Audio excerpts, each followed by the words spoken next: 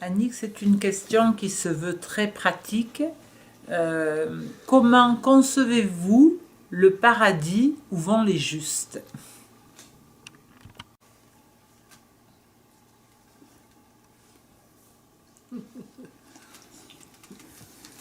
J'y suis pas, alors je peux pas dire.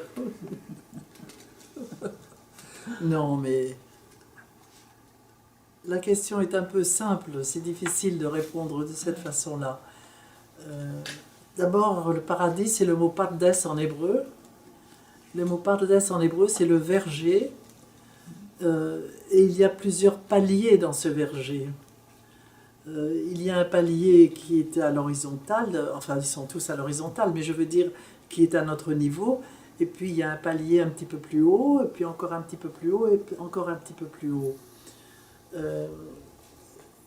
Et ce paradis, c'est nos textes sacrés, par exemple, ou les événements du monde que nous allons lire, que ce soit les événements du monde, les événements qui nous arrivent, ou que ce soit les textes sacrés, nous allons entrer dans l'intelligence de ce verger et nous allons en cueillir les fruits qui vont nous donner une force d'aller plus loin pour atteindre au verger supérieur, après être descendu dans nos enfers. Le paradis ne peut être, si tu veux, dans ce cas-là, que le jardin, la qualité du jardin correspondant à la qualité des enfers où nous avons travaillé l'énergie, transmuté l'énergie avec notre Seigneur, bien sûr, et ce qui nous fait pénétrer un verger plus haut. Voilà ce qu'est le paradis pour nous. Donc c'est quelque chose qui correspond à nos niveaux de conscience, et il est certain que plus on va loin dans ces vergers, plus ils sont élevés, plus le niveau de conscience est élevé, plus la joie est parfaite, plus la joie est immense, plus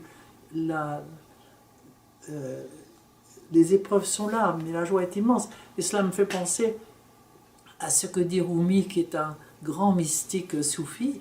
Et Rumi dit l'amour est sans tristesse au cœur de la tristesse. L'amour est sans chagrin au cœur même du chagrin. C'est-à-dire qu'il y a des épreuves, il y a du chagrin, mais on est au-delà. On pénètre ce chagrin, on en comprend le sens, et qui va nous permettre d'aller plus loin. Si bien qu'on n'est pas abattu par le chagrin. On peut être saisi par l'épreuve, mais pas abattu par le chagrin. On ne se laisse pas manger. Voilà. Tu vois, c'est ça le paradis. C'est ça le paradis. Donc ce que tu nous dis, c'est que le paradis et l'enfer n'ont rien à voir avec la mort. Alors, après la mort, cela se continue. Comment est-ce que cela se continue? Je ne peux pas en parler. Je ne peux parler que de ce que je connais. Ce que je connais, c'est maintenant, tout de suite. N'est-ce pas? Nous faisons notre enfer ou nous faisons notre paradis. Tu vois? Étant donné, quand je parlais de l'enfer tout à l'heure, que lorsque nous sommes mangés par tous ces animaux sauvages qui sont à l'intérieur de nous, nous faisons de notre vie un enfer. Mais lorsqu'au contraire nous les saisissons, nous les prenons en main, nous les laissons, nous ne les laissons plus nous manger, et qu'ils sont alors à ce moment-là saisis par le Seigneur qui les transmute, qui fait cette transmutation très très mystérieuse, ils nous donnent leur information et on est émerveillé, on débouche sur l'émerveillement. Et c'est le paradis. Voilà exactement cette alternance, tu vois, cette alternance. Après la mort, je ne peux pas savoir ce qui se passe, je n'en sais rien, bien sûr.